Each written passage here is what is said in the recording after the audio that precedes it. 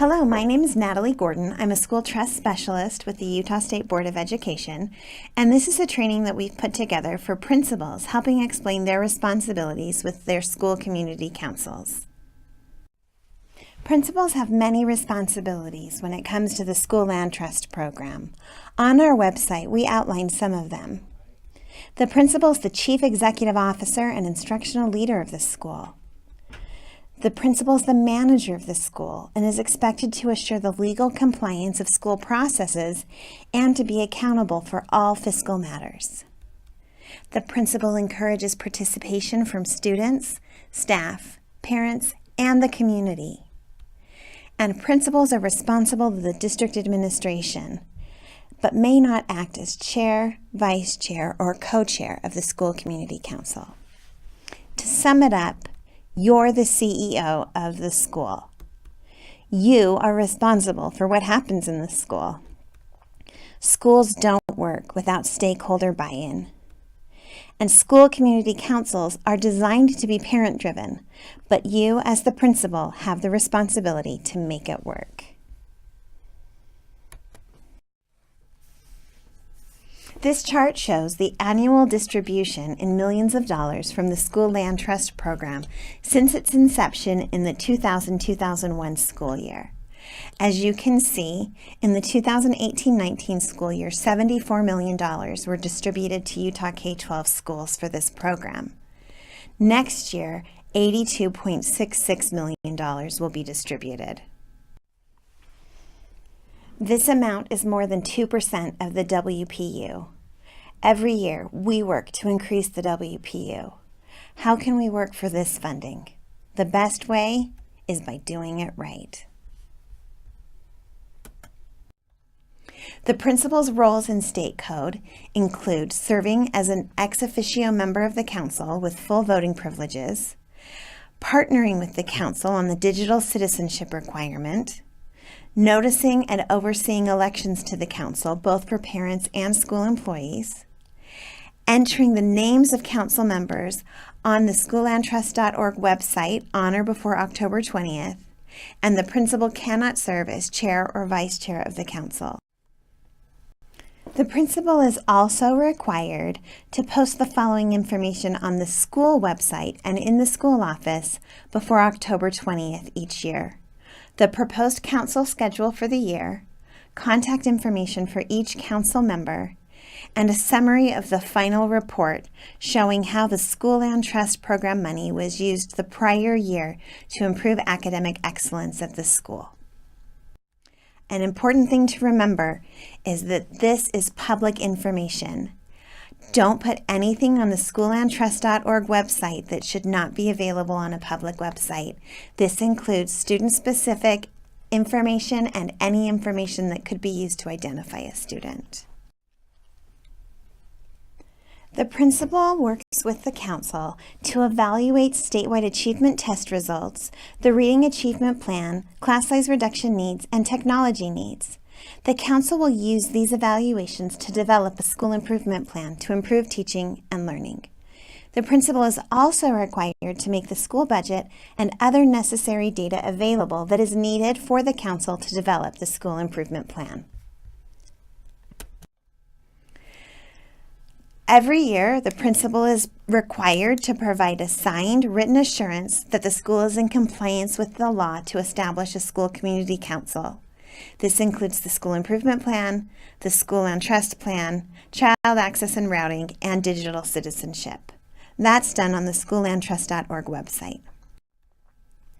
Best practices for principals include attending any trainings provided by your district or by our section at the State Board of Education, encouraging your chair and other council members to attend the trainings as well, and to utilize the training information on schoollandtrust.org and share it with your council.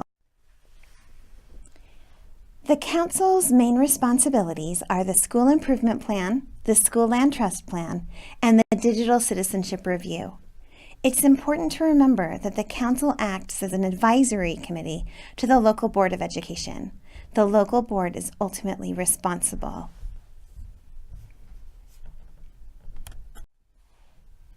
Local boards are approving entities for School Land Trust plans.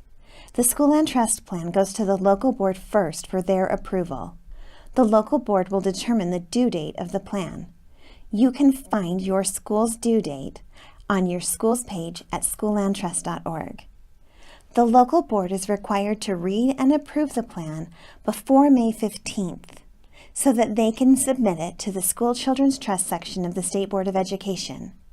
And the School Children's Trust section will review the plan for compliance with state law and state board rule.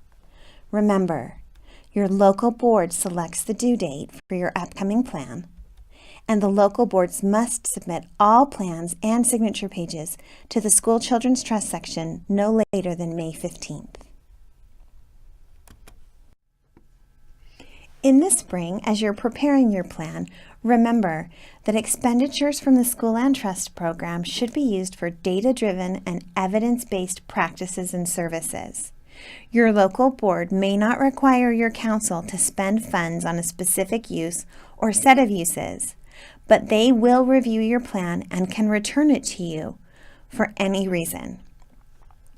The council may spend no more than $7,000 a year on civic and character education, including leadership development, or digital citizenship training. And those things must be part of a measurable academic goal in the plan. If you're including behavioral interventions, those must also be part of a measurable academic goal. The local board has the responsibility to make sure that the money is being spent to meet critical academic needs and that it directly impacts the instruction of students and improves academic excellence at the school. The principal is also responsible for other plans, including the signature form that should be submitted with the upcoming year plan. The principal can choose a digital signature form or a printed form that is signed and uploaded. This signature form will be reviewed with the upcoming year plan to ensure that all council members have the opportunity to participate. Please remember that you can only do digital signatures or an uploaded form. If you try to do both, the system will not save your data. Remember when submitting an amendment to make sure that your council has reviewed the amendment and voted on it, and that it's been entered at schoollandtrust.org. The same standards for expenditures apply to amendments, so make sure that what you're suggesting would be allowed in a plan. And with your final report in October, make sure that your plan was implemented as approved and that the expenditures match the plan. Always updated on your school website should be a list of council member names and contact information, your meeting schedule for the year, your current school improvement plan, a report to parents on how School Land Trust funds were used in the prior year and what they achieved, your council's rules of order and procedure, a chart showing the dollar amounts received each year, and a statement with opportunities for parents to serve on the council and how they can directly influence the expenditure of these funds. 1 week prior to the meeting, you're required to have on your school website a notice of the meeting, including the time, place, and date, a copy of the agenda with action items clearly marked, and draft minutes from the previous meeting. You're required to keep approved minutes for 3 years, but you're not required to keep them on your school's website. Minutes are reviewed to verify that things are being discussed properly, that action items are being posted on the agenda, voted on, and reported as noted in the minutes. All votes should be documented in the minutes. Budget decisions should be in the minutes. Any amendment should be in the minutes. And please record the attendees at the meeting, who was excused, and do a roll call vote for all votes regarding the plan, the amendments, or the school improvement plan. Your district staff will assist you with the management of the funds. If the expenditures don't match the plans, it's not just a district problem. The school is also non-compliant. We suggest that principals review their general ledger every year before the end of the fiscal year to make sure that items were properly coded.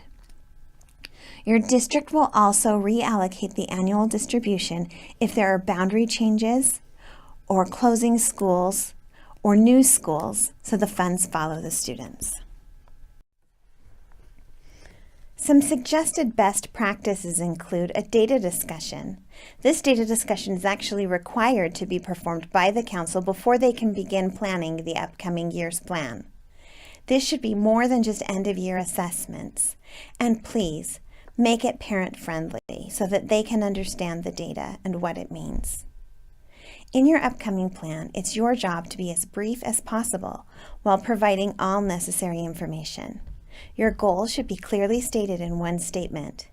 With the measurement, please let us know what the assessment is and how you will know if you reach it. In the action plan, every expenditure should be discussed so it's obvious how that expenditure works towards meeting the goal. Please answer the "if we receive more money" question thoughtfully.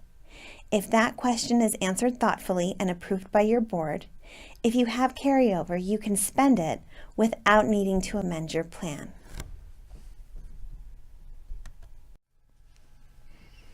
You may hold your elections in the fall or the spring as long as you're consistent. Before your elections, please review the information on our website and call us if you have any questions. Make sure that your council is reviewing land trust budget funds throughout the year to make sure the money is being spent accurately and according to the plan. Be aware of carryover and implement your plan as approved or amend it. Other best practices include reviewing current year implementation with your council and including in your final report if expenditures were consistent with those outlined in the plan and did the outlined measurements produce success. Again, remember to take the time at the end of the fiscal year to review the school's financial expenditures with the district business administrator to make sure items have been properly coded. Some of the most important best practices include recognizing the strengths of your council and helping the chair be the chair. This means that the chair, with your assistants, sets the agenda for the meetings and that the chair leads the meetings. If you have any questions or concerns, please feel free to contact me, either by email or by phone, or to visit our website. We're grateful for all the good work you do and are glad that we can be partners in your success.